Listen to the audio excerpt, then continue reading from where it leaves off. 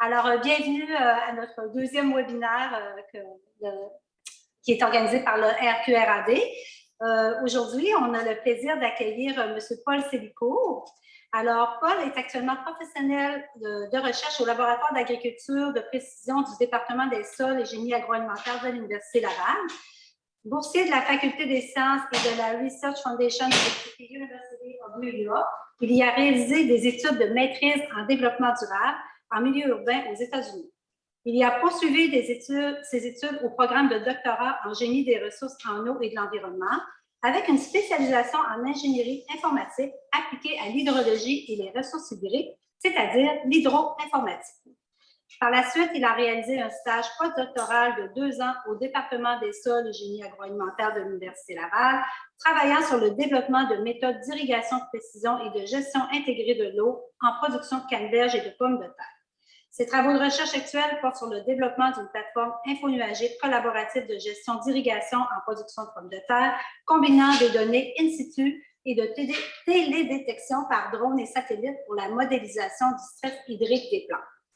Alors, Paul va nous entretenir aujourd'hui de la trilogie Internet des objets, mégadonnées et intelligence artificielle en développement des systèmes agricoles et autonomes, et durables.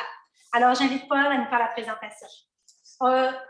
Juste une petite consigne, on vous demanderait de réserver des questions pour la fin, donc à la toute fin, il va y avoir une petite période de questions. Merci. Merci Louise pour l'introduction. Je vous remercie de votre participation à cette présentation. Est-ce que vous m'entendez? OK. En fait, je vous remercie tous et toutes de votre participation à cette présentation. Et ma présentation aujourd'hui va se dérouler autour de la trilogie Internet des objets, mégadonnées et intelligence artificielle dans un contexte de développement des systèmes agricoles autonomes et durables. Comme contenu, je vais, dans un premier temps, faire un survol de l'évolution des 3 éléments pour ensuite toucher à chacun d'eux. Ça va m'amener à présenter des opportunités de recherche qui allient ces 3 éléments. Puis, comme vous allez le voir, pour implémenter ces opportunités de recherche, on aurait besoin d'un workflow que je vais aussi présenter, un exemple.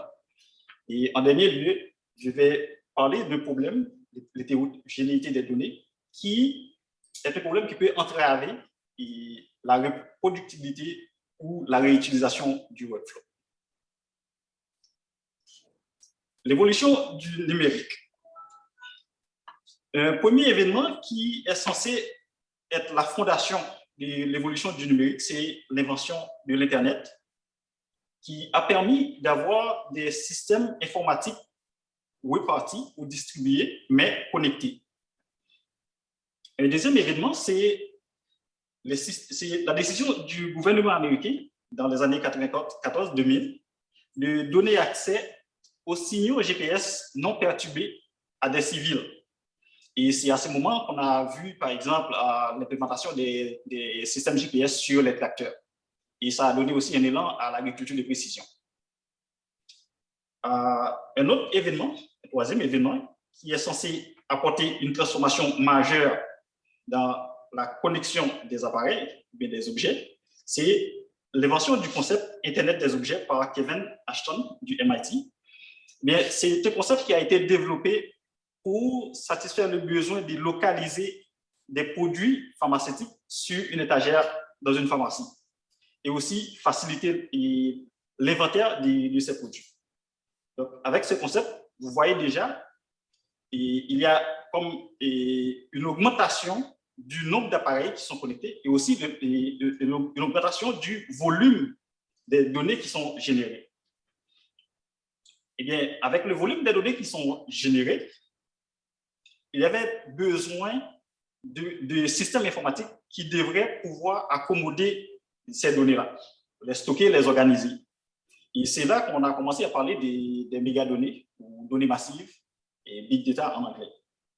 Et avec l'évolution des recherches en données massives, ça a donné aussi un élan à l'intelligence artificielle, parce qu'on a plus de données, donc on pourrait développer plus de modèles.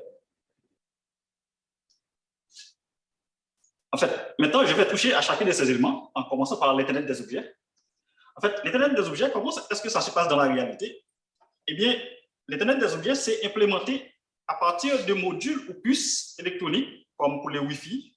J'ai juste un petit exemple comme ça, donc, un appareil comme ça, qui favorise une communication à double sens entre des appareils connectés. C'est avec ce concept-là que je peux, par exemple, tourner une bouteille en une bouteille intelligente. C'est avec ce concept-là que, par exemple, vous avez votre montre intelligente, votre téléphone, etc. Et avec la miniaturisation des composantes électroniques, vous voyez, l'Internet des objets peut être implémenté avec une puce qui est presque de la même taille qu'une pièce de 5 centimes. Et c'est exemple d'appareils-là qui sont implémentés, par exemple, sur les machines agricoles, les robots, etc. Maintenant, ce qui arrive, c'est qu'avec les bienfaits de l'Internet des objets, chaque industrie essaie de profiter au maximum de ces avantages-là. Et si bien que, par exemple, à l'intérieur d'une même industrie, si on prend l'industrie agricole, par exemple, on a développé des variétés de puces, des capteurs ou modules de contrôle. Par exemple, le module qui est implémenté sur un tracteur peut être différent de celui qui est implémenté sur un robot et sur un drone, etc. Déjà là, il y a un problème. Ce besoin d'ajuster les modules d'Internet des objets sur chacun des appareils-là va poser un problème de différence en protocole. Ce qui va faire en sorte que les données qui sont générées vont être hétérogènes. Donc, difficulté de pouvoir les intégrer ensemble. Si on va maintenant à un niveau plus large, si on considère un contexte intersectoriel, par exemple, plusieurs industries essaient de profiter au maximum des bienfaits de l'Internet des objets, eh bien, le problème d'hétérogénéité des données, ça devient beaucoup plus complexe. Non seulement le problème d'hétérogénéité ou variété des données, il y a aussi une montée fulgurante des nombres des appareils connectés. Si bien qu'en 2020, par exemple, on a pas moins de 50 milliards d'appareils connectés. Par exemple, maintenant, vos prises murales sont tous connectées, vos ampoules sont tous connectées. Donc, il y a une montée fulgurante du volume et des données connectées. Donc, ce qui nous amène maintenant à parler des mégadonnées. En fait, j'ai implicitement introduit deux caractéristiques des mégadonnées, le volume et la variété. Maintenant, je vais parler des mégadonnées un peu plus en détail. En fait, les mégadonnées, elles traduisent l'incapacité des systèmes informatiques traditionnels d'accommoder la complexité des données collectées à partir des appareils connectés. Pourquoi? Parce que puisqu'on a plus de données, on a aussi des données qui sont générées en temps réel, on doit les traiter, donc ça exerce beaucoup plus de pression sur les systèmes informatiques traditionnels. On a besoin de nouveaux systèmes qui permettent d'accommoder ces données-là. En termes de caractéristiques, il y a au moins 5 caractéristiques que je mentionne ici, mais il peut aller jusqu'à, en fait, il y a dans la littérature où on mentionne plus de 8 caractéristiques. En fait, le volume, j'ai déjà mentionné, la variété aussi. La vélocité a un rapport avec l'intensité de collection des données. Par exemple, il y a des appareils qui collectent des données en temps réel. Il y a aussi d'autres qui collectent des données par batch. Et en ce qui a trait à la véracité, la caractéristique de véracité, en fait, ça a un rapport avec l'inconsistance et les incertitudes des données. Et la valeur, c'est la capacité d'extraire des valeurs des données pour pouvoir prendre des décisions. En fait, les mégadonnées, elles ont des implications, et je les classifie en deux. C'est les implications sociotechniques et techniques. Pour les implications sociotechniques, le professeur Annie Royer, dans sa présentation, a touché un peu en détail à ça. Mais ici, je vais juste mentionner qu'avec le besoin de tirer avantage des données qui sont collectées, par exemple en agriculture, donc on avait assisté à une émergence d'un environnement où les parties prenantes essaient de contrôler les données à leur propre profit. Et par exemple, des acteurs comme des compagnies comme John Deere, Monsanto, Bayer, etc., ils essaient de faire mainmise sur les données. Et à quoi est-ce que ça aboutit? Eh bien, ça a abouti à un problème de gouvernance des données. Par exemple, les producteurs, ils sont un peu réticents à laisser les données aux fournisseurs. Implications techniques.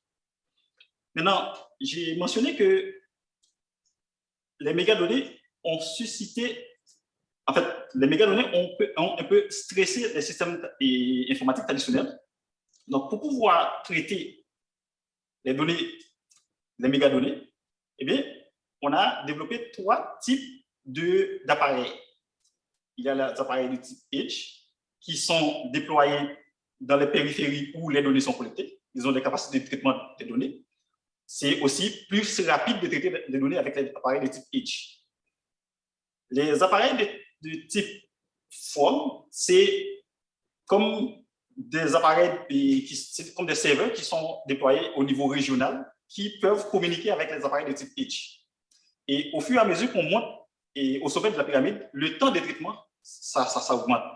Et puis au sommet, on a les plateformes technologiques ou le cloud. Et si vous avez fait des expériences avec Calcul Québec, par exemple, vous avez une idée du temps d'attente qu'il faut pour pouvoir avoir vos données traitées par Calcul Québec. Donc, c'est soit de type fog ou de type cloud. Ça, c'est les infrastructures matérielles. En fait, en termes d'infrastructures logicielles, on avait besoin aussi des meilleures façons de stocker les données. Donc, c'est les outils de type data storage, le stockage de données. On a aussi besoin de développer des outils de type data mining qui permettent d'extraire des relations et des patterns dans les données. Mais on a aussi besoin de faire des analyses beaucoup plus avancées. C'est là qu'on a développé les outils de data analytics. Et puis, on a besoin aussi d'outils qui permettent de visualiser ces données-là. En fait, pour satisfaire les besoins en infrastructure logicielle, il y a des frameworks qui sont développés. L'un des plus populaires, c'est Apache Hadoop. Mais le problème avec Apache Hadoop, c'est que ça offre tout simplement des méthodes d'analyse de base. Par exemple, ça offre un outil qui s'appelle Mapot, qui permet par exemple de faire de la classification ou du groupement des données. Mais par exemple, si on veut faire des apprentissages profonds, on ne peut pas faire avec ça. Bien, pour résoudre ce problème, et aussi le besoin de développer des outils personnalisés, sophistiqués et intelligents, il y a un étudiant de la University of Berkeley, University of California à Berkeley, qui a développé un framework qui s'appelle Spark, dans un langage de programmation qui s'appelle Scala, qui a permis de développer ces outils qui sont beaucoup plus avancés.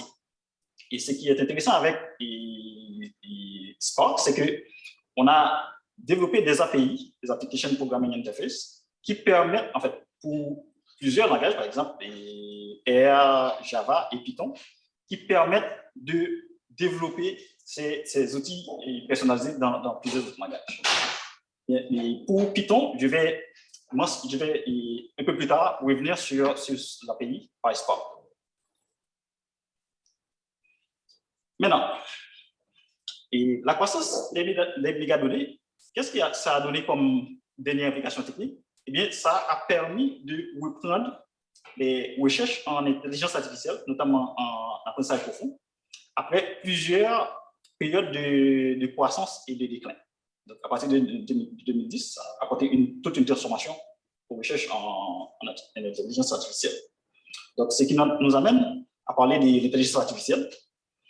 Mais l'intelligence artificielle, c'est divisé en 6 branches, mais dans un contexte de mégadonnées, notre focus, c'est sur la branche machine learning, plus particulièrement, et la sous-branche deep learning. Et ce qu'il faut aussi retenir ici, c'est que des 6 branches, la branche robotique, c'est la branche qu'on peut utiliser comme un point de confluence pour l'application des autres. C'est-à-dire, si j'ai un robot, je peux l'équiper d'une caméra qui va prendre des images et je peux l'équiper aussi des capacités de traitement de données qui fait les traitements localement. C'est juste pour vous expliquer un peu et ça.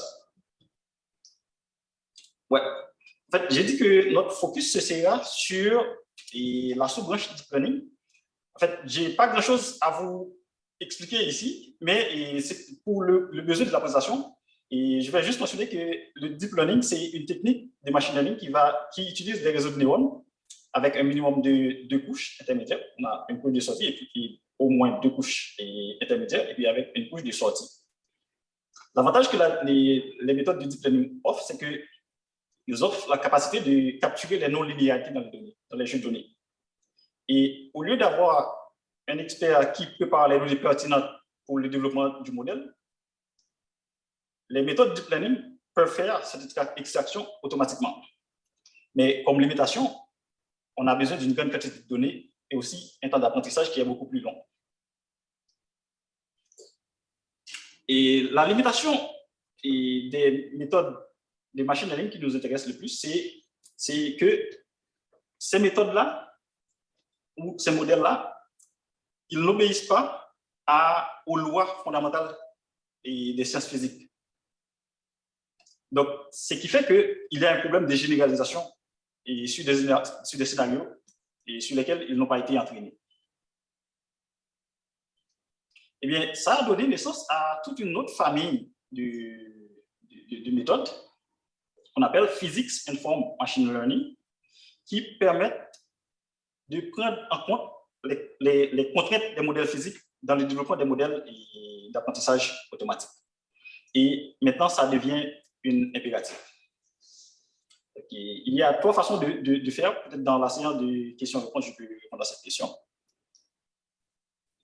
Et là, j'ai présenté les 3 éléments, ce qui nous amène à la présentation des opportunités de recherche qui allient ces 3 éléments-là. Eh bien, en agriculture, ce qu'on peut faire, on peut développer, en fait, une opportunité de recherche qu'on peut explorer, c'est le développement d'outils numériques qui intègrent non seulement les capteurs, les modèles, mais aussi les systèmes d'aide à la décision et enfin des indicateurs de durabilité. Comme vous voyez la figure ici. Dans un premier temps, on a un bloc qui concerne les données, un second bloc qui concerne les modèles et les analyses. Là, on peut intégrer non seulement les modèles physiques, mais aussi les modèles d'apprentissage automatique. Et on peut même faire la méthode hybride qui combine les deux. Et puis, une fois, en fait, les résultats de ces modèles-là pourraient être utilisés pour prendre des décisions au champ. Et en dernier lieu, on peut développer des indicateurs qui vont exprimer, par exemple, le degré de durabilité de ces décisions qui sont prises. En fait, une autre opportunité de recherche qu'on peut explorer, par exemple, moi, j'ai fait des recherches en production de canneberge et aussi en production de pommes de terre. Les instruments qu'on utilise pour ces projets, en fait, on utilise les mêmes instruments, mais ce qui arrive, c'est que ces systèmes d'acquisition de données n'ont aucune conscience de la culture dans laquelle ils sont déployés. Donc, ce qu'on peut faire, on peut développer des systèmes d'acquisition de données annotés, c'est-à-dire les systèmes font l'annotation automatiquement au lieu d'avoir un expert qui va faire l'annotation. Et cela va faciliter leurs insertions dans des infrastructures de mégadonnées et aussi la construction des méthodes d'apprentissage profond. Une autre opportunité qu'on peut aussi explorer, c'est qu'on pourrait développer des modèles d'apprentissage automatique qui sont plus légers et qu'on pourrait les insérer dans ces systèmes d'acquisition de données. Et donc, ça revient encore aux appareils de type Edge, que j'ai mentionné tout à l'heure. Donc, tous les traitements pourront être faits localement, bien dans le champ.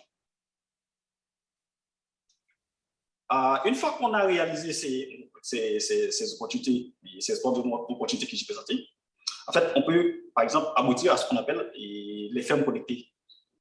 Donc, c'est la transformation des fermes en des systèmes cyberphysiques automatisés. Par exemple, si vous voyez la première figure, donc on peut automatiser tout le processus de la sémence à la récolte. Et une autre opportunité qu'on peut aussi explorer, c'est les jumeaux numériques. Les jumeaux numériques, c'est des modèles numériques qui sont connectés à un système numérique et qui peuvent échanger des informations. Et on peut aussi suivre en temps réel l'évolution du système physique et faire des interventions en temps réel. OK. Maintenant, pour réaliser ces opportunités de recherche-là, on a besoin d'un workflow qui permet de rationaliser toute la chaîne, des capteurs jusqu'à la prise de décision et aussi la création des indicateurs de durabilité. Et comme je l'ai mentionné tout à l'heure, le framework Apache Spark que j'ai mentionné, qui a été développé, qui a permis de développer des outils beaucoup plus avancés. En fait, on peut utiliser l'API et PySpark pour développer un workflow. Et ce que cette API offre, c'est que maintenant, il y a beaucoup de packages et des bibliothèques en Python qui permettent de faire l'intelligence artificielle. Donc, avec cette API, on peut les intégrer dans un workflow. Et puis, ce que ça va donner comme résultat, c'est que toute la performance qu'offrent les frameworks Apache Spark, donc on peut en profiter. Donc là, je vais vous montrer un exemple de workflow qui se divise en trois portions: les sources de données, la collecte et analyse, et enfin la gestion de données. Comment ça peut se passer? Toujours avec Python, il y a des bibliothèques qui sont utilisées et qui sont développées, qui permettent d'aller chercher des données, par exemple, de Google Earth Engine, des Environnement Canada, des Weather Underground. Donc, on peut avoir un workflow qui utilise ces packages-là et qui va chercher les données. Et puis, ces données-là sont passées par l'API PySpark, que j'ai mentionné. On peut intégrer avec PySpark, on peut intégrer des bibliothèques d'intelligence artificielle ou d'apprentissage automatique. Et l'API PySpark peut aussi permettre l'organisation de ces données-là dans un framework comme Hadoop, qui permettent, par exemple, de faire le traitement en parallèle des données. Et enfin, on peut avoir une interface où on peut, par exemple, créer les modèles, interagir avec les données. Donc, pour votre référence, je vais vous montrer un exemple que j'ai créé sur mon ordinateur ici au pavillon Pontois. Donc, et pour votre référence, vous voyez cette interface-là, je vais juste vous montrer rapidement comment on va faire. Et puis, est-ce que vous voyez mon écran? OK. Donc, ce que j'ai fait, c'est que j'ai utilisé une interface, donc un environnement interactif qui s'appelle Jupyter Notebook. Et là, j'ai non seulement créé un modèle de base, mais j'ai pu aussi créer un modèle beaucoup plus avancé. Et ce que j'ai fait, j'ai utilisé des données satellitaires pour essayer de classer des cultures suivant les paramètres biophysiques. Et là, je vais vous épargner des informations sur comment ça s'est réalisé, mais je vais juste vous montrer que, par exemple, là, j'ai importé des images satellitaires et puis j'ai créé un indice, l'indice c'est le NDVI, c'est le Normalized Variation Difference Index. Eh bien, dans Python, je peux créer ces paramètres biophysiques-là. Et puis, avec les méthodes de base qu'offre l'environnement PySpark, je peux faire une classification des cultures qui se trouvent dans cette portion de terrain-là. Et puis, j'utilise la méthode K-means, c'est une méthode de base de classification. Et je peux aussi intégrer une méthode beaucoup plus avancée qui utilise la logique floue pour faire ce même travail de classification, comme vous voyez. Donc, c'est juste pour vous dire que l'environnement PySpark, ça offre une opportunité démesurée pour développer des méthodes qui allient l'Internet des objets, données massives et intelligence artificielle.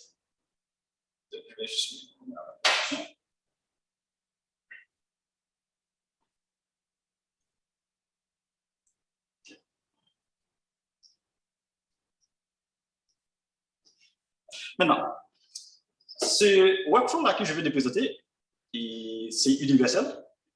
Donc, on peut l'appliquer, par exemple, à la pêche, à l'agriculture. On peut l'appliquer pour, par exemple, modéliser l'érosion côtière. On peut l'utiliser en agriculture de précision, foresterie, etc. Donc, tout ça, c'est des opportunités, c'est des potentielles applications de ce workflow-là que je viens de présenter. Maintenant, on peut développer ce workflow, mais il y a un problème qui pourrait empêcher la réutilisation ou bien la reproductibilité de ce workflow.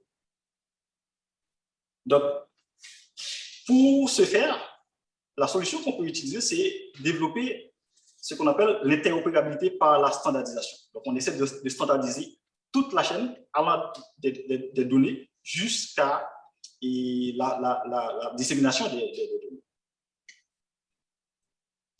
En fait, pour avoir une idée du problème d'hétérogénéité des données, ici, je présente des fichiers de rendement qui proviennent de 3 fournisseurs, de 3 machines agricoles, de 3 fournisseurs différents.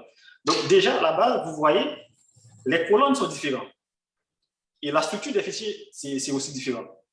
Donc, avec ça, je ne peux pas juste développer un script qui va rapidement intégrer ces données-là à cause de la structure des fichiers qui sont différents. Mais comment est-ce que ces problèmes se produisent? Eh bien, majoritairement, ces problèmes, c'est dû à la variété des protocoles qui sont utilisés pour collecter les données, mais pour développer les modules d'Internet des objets. Par exemple, il y en a qui utilisent le Wi-Fi et le Bluetooth, etc. Donc, tous, ils produisent des données dans un format différent. Maintenant, comment on fait pour résoudre ce problème? À la base, on utilise des vocabulaires contrôlés. Donc, les vocabulaires contrôlés, c'est juste un arrangement organisé de mots et d'expressions, mais c'est un arrangement où toute une communauté se met d'accord là-dessus.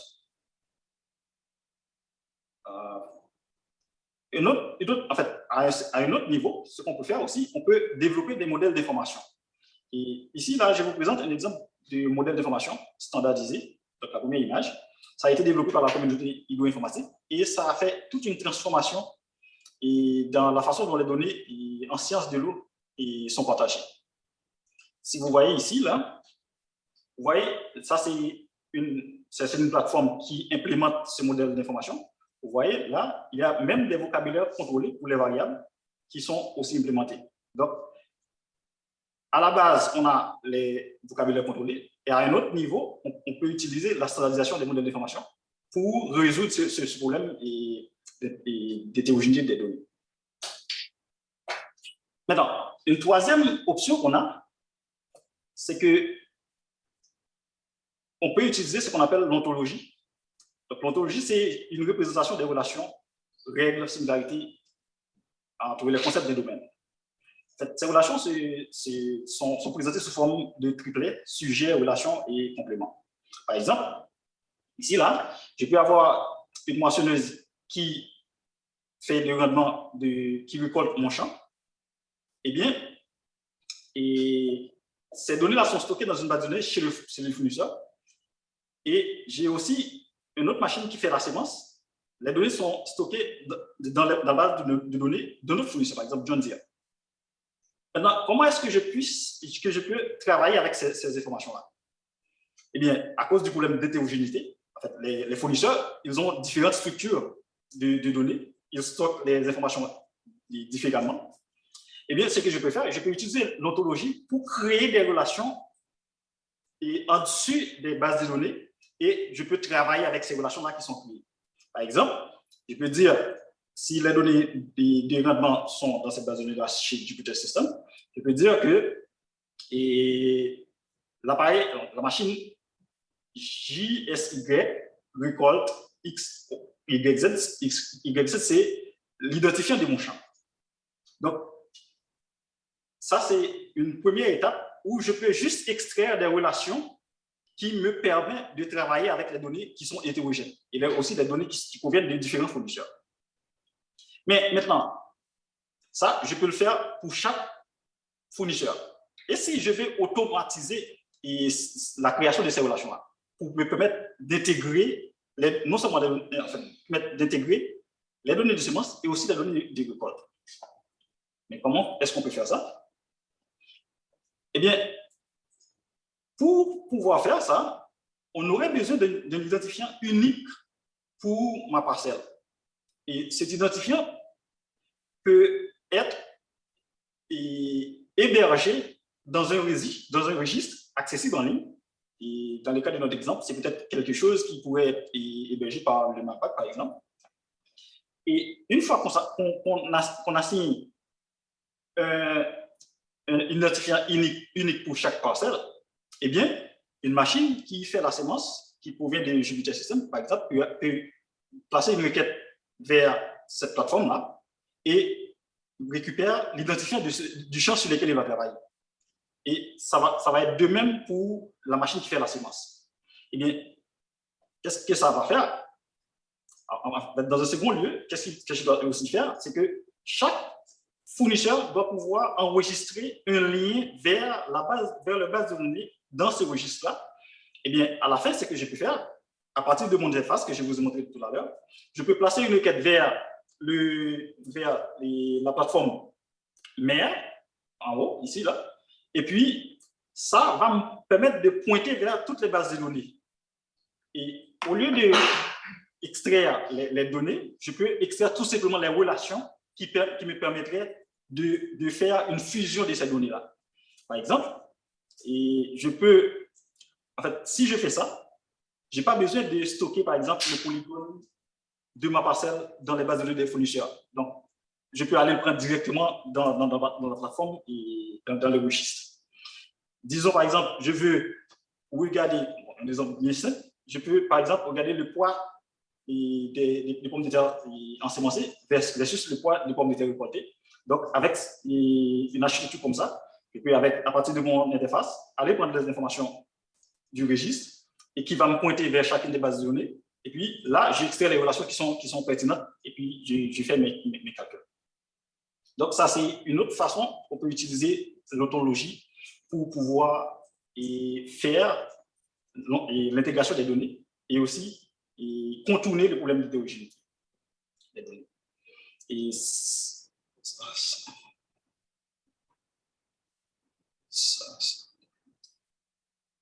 OK. Et ce que je voulais aussi vous attirer l'attention là-dessus, c'est que les ontologies, ils ne vont pas toucher aux bases de données. Ça va rester comme tel. C'est juste les relations. En fait, ils manipulent les informations qui proviennent des bases de données. Et ça ne va pas toucher la base de données et ça ne va pas aussi changer la structure des données dans la base de données. C'est juste les relations que vous extrayez. Une dernière approche qu'on peut utiliser pour résoudre les problèmes d'hétérogénéité, c'est l'approche FAIR, Findable, Accessible, Interoperable and Reusable. Donc ça, c'est comme une approche, c'est comme une méta-approche qui est fait comme un regroupement de toutes les approches que j'ai mentionnées, tout à l'heure. Et ce qui arrive, c'est que les approches que j'ai mentionnées, ils abordent tout le problème d'interopérabilité en aval du processus de collection de données, c'est-à-dire après que les données sont collectées. Si bien que, on fait encore des efforts manuels pour pouvoir insérer les données collectées dans la chaîne Internet des objets, mégadonnées et intelligence artificielle.